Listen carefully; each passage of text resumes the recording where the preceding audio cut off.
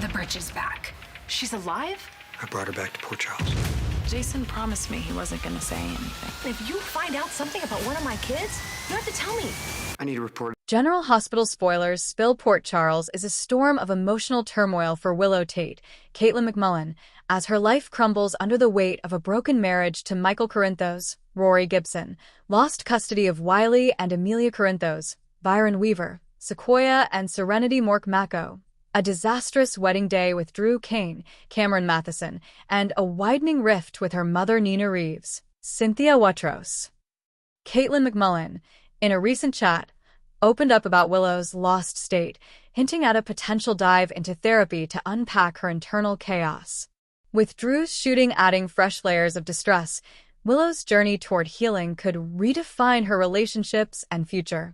But can therapy mend what's shattered, or is Willow too far gone? Willow's emotional abyss threatens everything.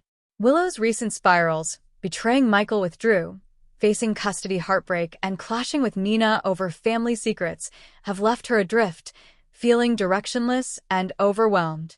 McMullen described Willow as deeply troubled, grappling with the psychological toll of her choices and losses.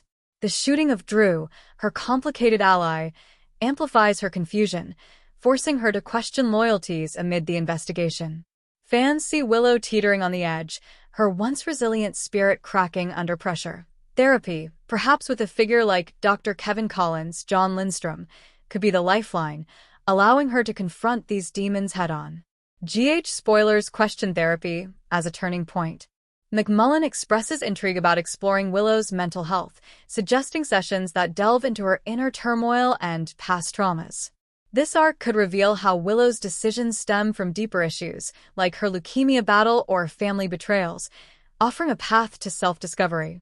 If therapy helps Willow rebuild, it might soften her rift with Nina, fostering forgiveness, or empower her to fight for her kids against Michael. But will it come too late?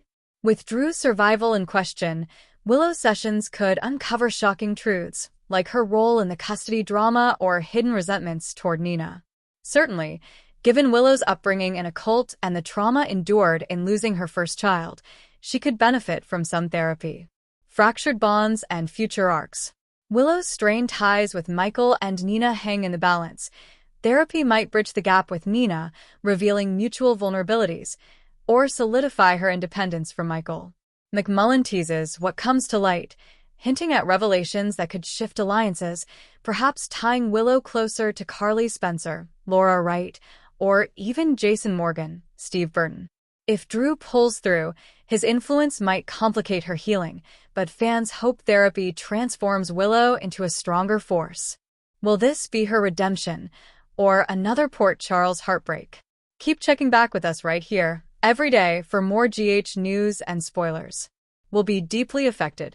She will likely take a leading role in organizing the hospital's tribute, finding solace in duty while her heart breaks. Epiphany Johnson's memory will loom large, as longtime fans will remember the deep, respectful bond the two women shared.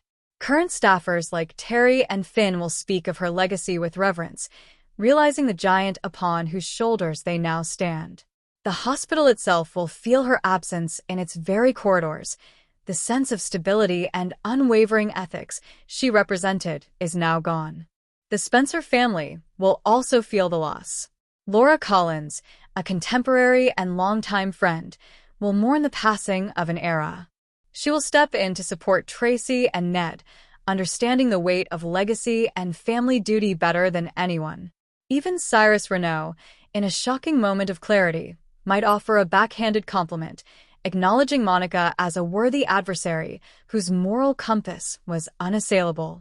As the family begins to process their grief, the inevitable next step will plunge them back into familiar territory, the reading of Monica's last will and testament. And, true to Quartermaine form, it will not be a simple affair.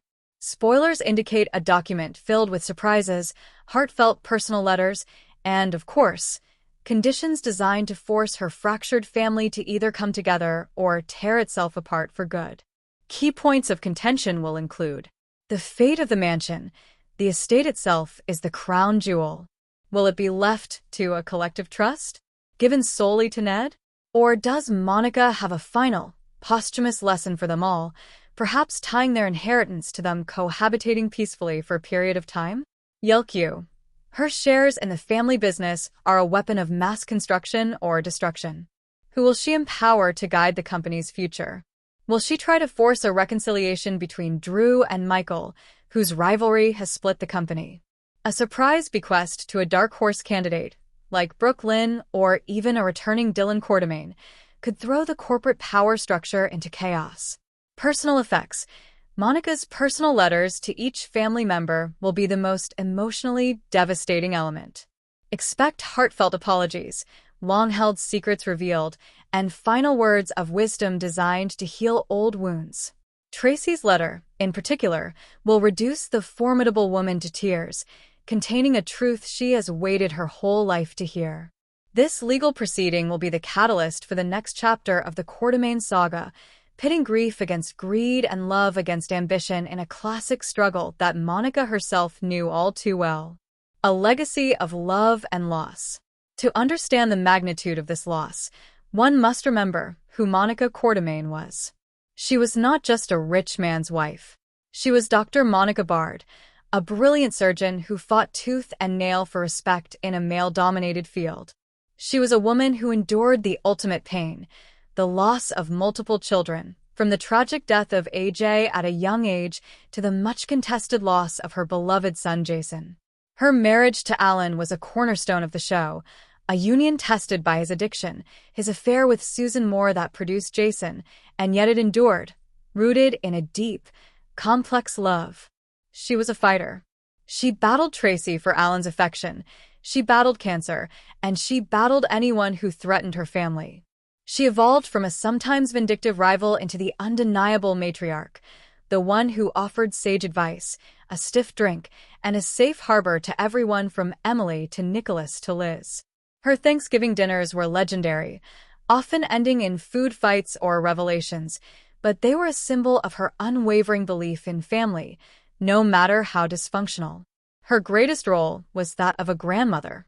She was the loving constant in the lives of Danny, Scout, Jake, and Wiley, offering them the stability and unconditional love that the tumultuous lives of their parents often could not. The future of Port Charles. Monica's death creates a power vacuum, both emotionally and literally. Yelq is now up for grabs, and corporate wolves like Valentine Cassadine, or even a returning Sky Quartermaine, might see an opportunity to pounce. The mansion, once an impenetrable fortress, now feels vulnerable. But more importantly, her passing marks the end of an era. She was the last of the great 1980s matriarchs, a peer to Anna Devane, Bobby Spencer, whose memory will be powerfully evoked, and Laura. Her presence was a tether to the show's history, a living monument to its past. Without her, the characters of Port Charles are unmoored, forced to finally grow.